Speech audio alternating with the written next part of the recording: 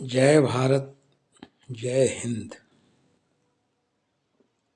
हमारा यह दायित्व बनता है, प्रत्येक भारतीय नागरिक का यह दायित्व है, प्रत्येक परिवार का यह दायित्व है, समाज का कर्तव्य है,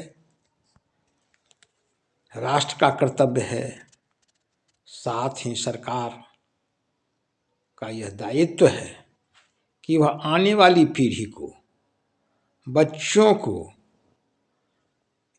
आज़ादी के इतिहास से, सही सही इतिहास से परिचित कराए। अगर वह ऐसा नहीं कर रही है या करती है, या लोग नहीं करते हैं, तो अपने पालियों के साथ, अपने आने वाली पीढ़ियों के साथ अन्याय कर रहे हैं। आज़ादी के बाद या आज़ादी के आंदोलन के दरमियान कांग्रेस के हाथों में अंग्रेजों से सत्ता का हस्तांतरण इसलिए नहीं हुआ था कि इन्होंने अंग्रेजों को भारत से भगाया था। फिर भी अंग्रेजों द्वारा सत्ता का हस्तांतरण कांग्रेस को इसलिए हुआ कि उन्होंने 1945 के सेंट्रल असेंबली के इलेक्शन में इस आश्वासन के साथ जीता था कि वे देश का विभाजन कभी नहीं होने देंगे।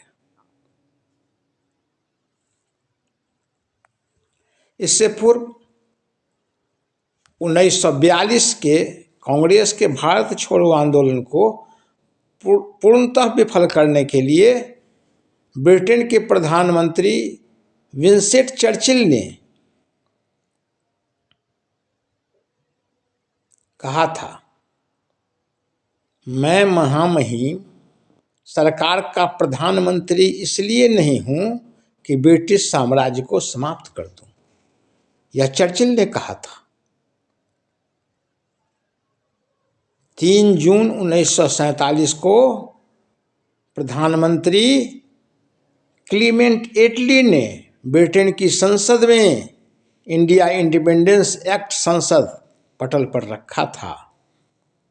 तब विपक्ष के नेता विंस्टन चर्चिल ने प्रधानमंत्री सर एटली से प्रश्न किया था कि इस कानून को पास कराने के अलावा कोई रास्ता नहीं है, कोई विकल्प नहीं है कि भारतवर्ष को स्वाधीन न करके ब्रिटेन के लिए बचाया जा सके सत्ता को।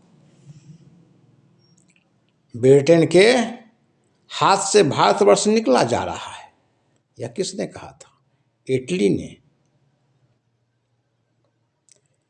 इससे बहुत दुखी हुए सर एटली, अधिक कुछ नहीं कह सके। कहते कहते रुआंस हो गए। चर्चिल ने प्रश्न का उत्तर सिर्फ 2 वाक्यों में दिया था।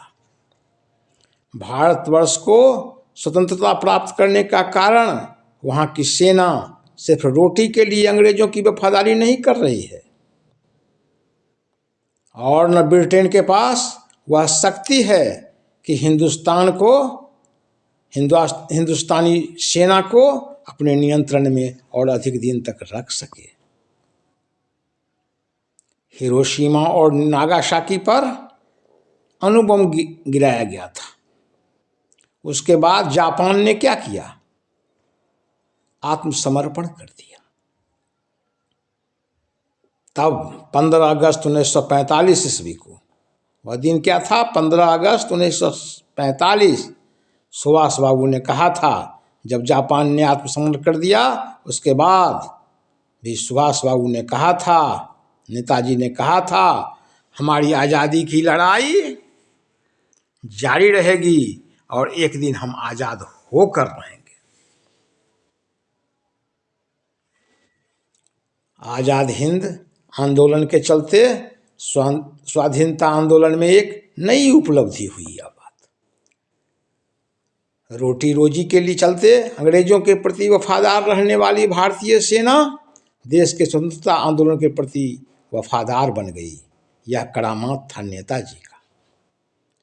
इसका चरम प्रहार 18 फरवरी 1946 को देखने को मिला और यह स्वतंत्रता संग्राम का स्वर्णिम दिवस हो गया। कौन सा? तो 18 फरवरी 1946 ईस्वी,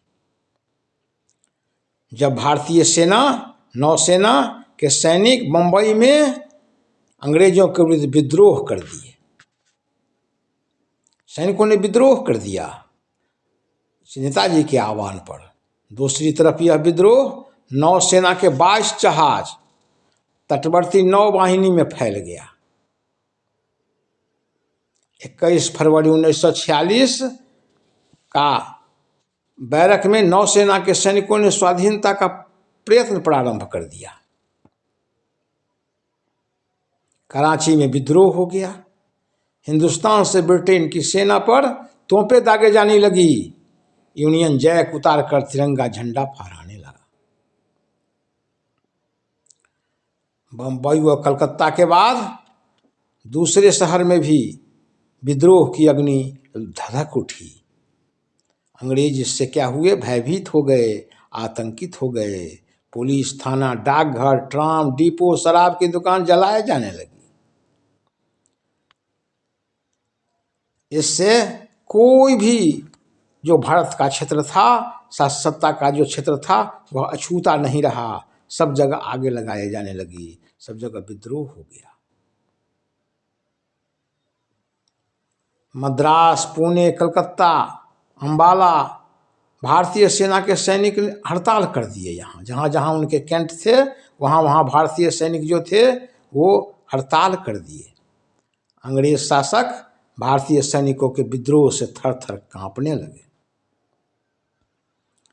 चारों तरफ अपनी विजय के अभियान में पागल ब्रिटिश शासकों ने आज़ाद हिंद फौज के सेनापति व सैनिकों पर अत्याचार करना शुरू कर दिया, घोर अत्याचार करना शुरू कर दिया। इनको वैधानिक दंड देने की व्यवस्था कायम की। परिणाम क्या हुआ कि वैधानिक दंड देने की व्यवस्था कायम की। ब्रिटिश सरकार के प्रधान सेनापति आज़ाद हिंद फौज के सेनापति को आजीवन कारावास की सजा सुनाने लगे। सेनाओं को क्या हुआ? आज़ाद हिंद फौज के जो सेनाएं थी उस पर कार्रवाई करने लगे। इस दंड प्रक्रिया जो वजूद में आया तो नौसेना विद्रोह से लेकर जन विद्रोह को दबाने में असमर्थ हो गई। तब क्या की अंग्रेज गवर्नमेंट भारतीय नेताओं को मुंबई बुलाया और कहा कि अविलंब आप लोग इस विद्रोह को शांत करवाइए। विद्रोही सैनिकों से कह दीजिए कि आज़ाद हिंद फौज के सेनापति व अन्य सैनिकों का कारादंड प्रधान जो है वह प्रधान सेनापति वह माफ कर देंगे, भारतवर्ष को आज़ादी दी जाएगी। फिर क्या हुआ? 23 जनवरी 1946 के दिन सरदार पटेल मुस्लिम लीग के जिन्ना इस समाचार को लेकर मुंबई गए एवं विद्रोही सैनिकों को आश्वासन दिया कि अविलंब आज़ाद हिंद फौज के सेनापति वो सैनिकों की दंड प्रक्रिया बंद होगी, इसलिए आप लोग वापस चले जाइए, अपने अपने घर चले जाइए और जल्दी ही हमें आज़ादी प्राप्त होगी। स्वाधीन भारत के राजनेताओं ने देश को आज़ादी दिलाने वाले सुभाष चंद्र बोस वो आज़ाद हिंद फौज के साथ क्या व्यवहार किया, यह बात दिखाना चाहिए अपने बच्चों को, यह बात सुनाना चाहिए अपने बच्चों को, अपने आने वाली पीढ़ी को इससे अवगत कराना चाहिए। क्या किया इसके परिणाम में? स्वाधीनता मिलने के बाद कांग्रेसी सरकार ने, भारत की सरकार ने क्या सिला दिया सुभाष चंद्र बोस को कि 1947 में जब देश आज़ाद हुआ तब पंडित नेहरू की सरकार बनी और क्या हुआ? सरकार बनते ही सुभाष चंद्र बोस और आईएनए पर जो है सो रोक लग गई, उस पर जो है प्रतिबंध लग गया। इस योगदान के बदले। यहाँ तक कि ब्रिटिशों ने खुलेआम स्वीकार किया था कि हम सुभाष चंद्र बोस वो आईएनए के कारण भारत को आज़ाद कर रहे हैं। स्पष्ट कहा था, अंग्रेजों ने डॉक्यूमेंट्स में लिखा हुआ है कि खुलेआम कहा कि हम सुभाष चंद्र बोस और उनका जो है इंडियन नेशनल आर्मी आईएनए उसके कारण भारत को आज़ाद कर रहे हैं।